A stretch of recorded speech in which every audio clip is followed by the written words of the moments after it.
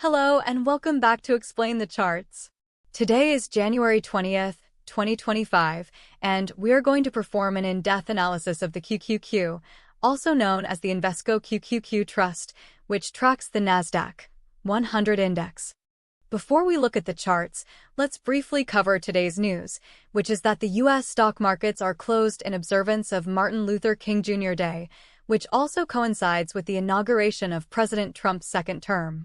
There is a significant historical event that has led to this holiday overlap. The overlap of these two events is rare. It has only happened 3 times before. The closure of markets naturally affects the chart data that we will analyze today.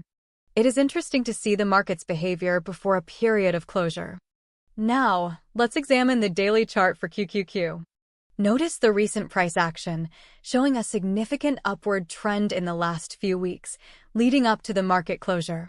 The volume has been noticeably higher during these recent uptrends, suggesting strong conviction behind the upward momentum. The candlestick patterns in this range show mostly bullish patterns, with only a couple of bearish patterns which were quickly followed by green candles. We also note that QQQ had resistance at approximately the 400 level. Support was shown to be around the 360 level. Zooming in on the 1-hour chart, we see more detailed movements. The hourly chart illustrates more volatility and fluctuation throughout the day. If we focus on the same period, we can see the details of the price action that made up the day's candles.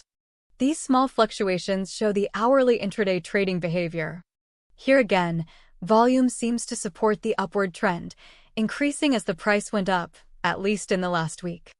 Now let's view the 15-minute chart for an even more granular perspective. The 15-minute time frame reveals shorter-term trading patterns and momentum. Observe the quick succession of green and red candles within the range of the recent increase in price. While this data shows more volatility, it's still mostly bullish overall. The 15-minute chart gives traders a chance to make even shorter-term trades.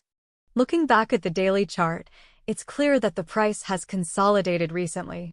Key support can be found in the 505 to 510 range, followed by even stronger support around the 500 level. Resistance, on the other hand, could be seen at the 520 to 525 range. A break above 525 could signal a stronger upward trend. Conversely, a break below 500 might indicate a bearish reversal, so it's important to keep an eye on this level.